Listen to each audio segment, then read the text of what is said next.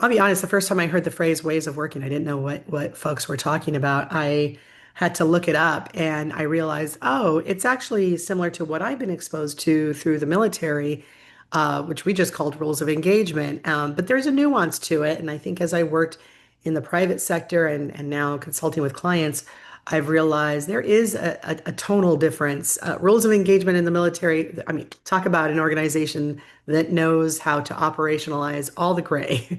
But they rely heavily on compliance and there's a different level of ownership that the military has over what people do on the job than in the private sector. So in business, what I like to think of when it comes to ways of working is that there's established commitments to what we're doing, but also it's focused a lot on what's the environment that we're trying to create, what's the culture that we're trying to create, what are the behaviors that are going to lead towards that, but also how are we going to support each other? I think the first thing that people think of is how are we going to, hold people accountable, and I find that that's not something that we can do.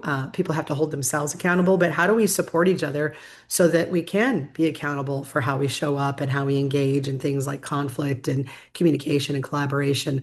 But I love the outcome of operationalizing how we work together, and I think that's what's so important about ways of working. If not, we're just kind of expecting people to organically be on the same page about what it means to show up and play well and sandbox together.